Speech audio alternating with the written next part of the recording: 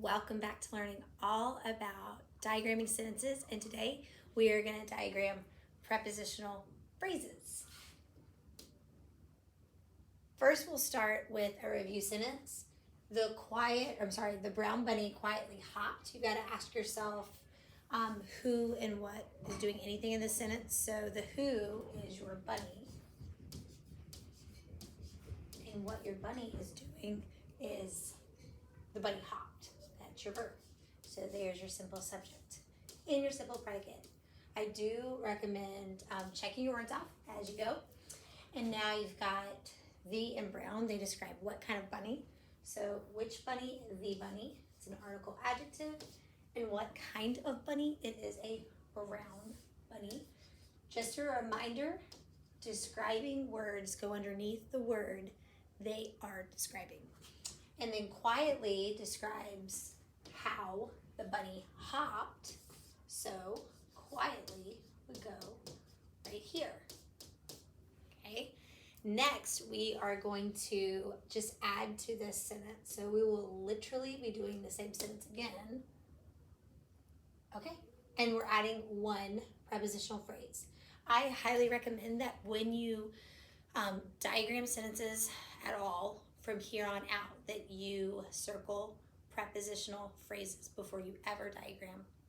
So if we're looking at the sentence, you would circle the prepositional phrase. So you've got down the path, and there are a list of prepositions inside of your ELA book that you can refer to unless we're taking a test, and you can circle them every time. This helps me to determine which words I'm not going to diagram until the very end. So I start the same process. That is the bunny, the who. What did that bunny do? It hopped. And again, we literally just did this. The and brown. That's describing bunny. How did it hop? It quietly hopped. Now, you've got to ask yourself what to do with the prepositional phrase. Well, prepositional phrases just describe. And so you're going to do the exact same thing with prepositions that you do with adjectives and with adverbs. They go underneath the word they are describing. Prepositions are a little bit different because they tell you where, when, sometimes who, it's a little trickier, sometimes why, and there's some other things that they can tell you, but usually it's the when and the where. Down the path is telling us, is it telling us when or is it telling us where? It's telling us where. And is it telling us where bunny or where hopped? It's telling us where it hopped. Okay, where does it hop? So it hops. Prepositions are diagrams on an L line. So you literally just make like an L. The preposition always goes here. So this will be down. And then you have an object of the preposition, which is always goes here. We'll say that. It always goes there. So down what? Path is your answer. Down path.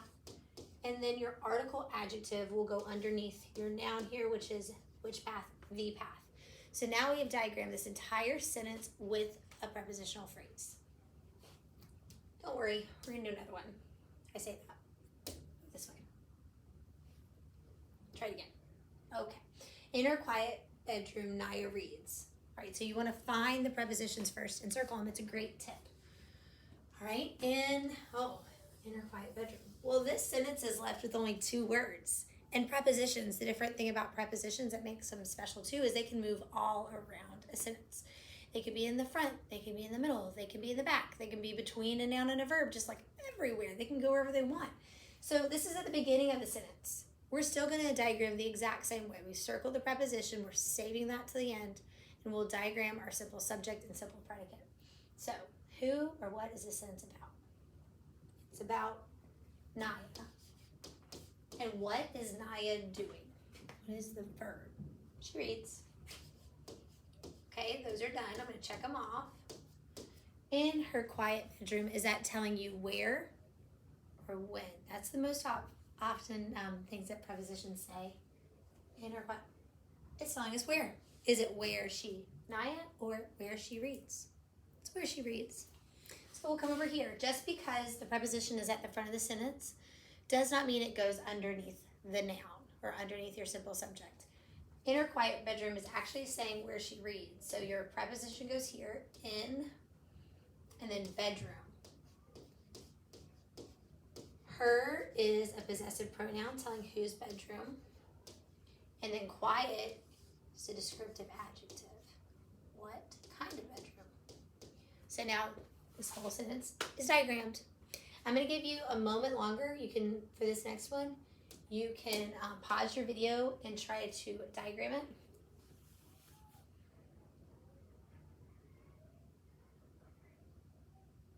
Okay, so if you didn't unpause it, you just had a moment of quiet. We're going to start with the same thing. With is serving as a preposition, and this is where it gets a little bit tricky. Okay, simple subject, simple predicate, Bella. Yep. What does Bella do? She practices. Now, remember I said that for us, you got to consider when, where. Those are usually your real ones. And then we've got some tricky ones that are who or why. With her teammates, that's saying who, right? Is it describing who she bellas or who she practices? Practices. She practices with teammates. Now, as you go on to like more advanced diagramming, if you ever do that, there are these things that are called particles, and we're not going to stress out about them. They bring, I always tell classes, they bring tears and blood and chaos. Not really blood, but tears. So we just leave them alone. If it looks like a preposition, it smells like a preposition, we're going to diagram it like a preposition, and we're going to keep life easy. So, with her teammates is describing how she practices.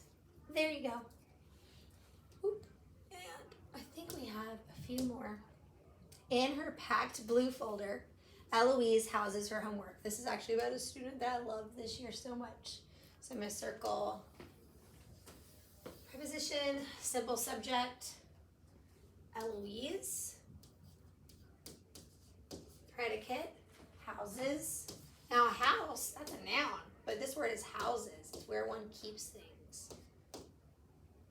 Now, this is really important. The reason why I circle prepositions is because so often,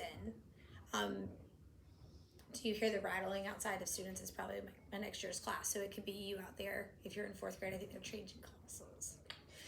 But anyways, if you circle your prepositions, you're less likely to confuse a preposition and a direct object. So Eloise houses what? Remember, verbed what? Houses what? The answer is homework. So homework is a direct object. Can you have a direct object and a preposition in the same sentence? You absolutely can. But something that I have seen year after year is that kids will confuse direct objects and prepositional phrases, which is why we circle the prepositions, so that we know, like, oh, that's a preposition. Now, in her packed blue folder, that is describing where. Where is she Eloise? Where is she houses? Where is she homework? It's where she houses. So in folder, and then you've got her packed blue. Now you may be saying to yourself at this point, like, you can pack something like she packed her bags, and you absolutely can. That's why we study diagramming and we really look at sentences, because you've got to look at how the word is being used. This word packed is actually describing the folder. It is a packed folder. It's crammed with stuff. So it's actually behaving like an adjective. So there is this one. And do we have one more? Let's see. Yeah. Oh man, I must have made this during a school day. I haven't looked at this in a little bit, but I love camp too. I get to teach him this year. Simple subject, camp. And then sleeps. Okay. After a long hard day is telling when you camp. We're not going camping in this sentence. This is Camp Ferguson. Where you camp. Where you sleep. Yep. After is a preposition. and day. What kind of day? A long, hard day. So there's that. Okie dokie. Is that it? I think that's it, guys. So long, just recap of everything. When you're diagramming prepositions, I highly recommend that you use your prepositional phrase list of prepositions. If you have them all memorized, awesome. Pull from that file cabinet and use all your memorized words. Before you ever start diagramming, circle them so you know, like, hey, that's a prepositional phrase. And then diagram all your other words. Once you get your other words diagrammed, you ask yourself, look, what is this preposition telling me? Is it telling me where, when, sometimes who, sometimes why? It gets a little weird back there, but who or when, and then ask yourself who you're, figure out, like, what word is this preposition describing? I hope this helps.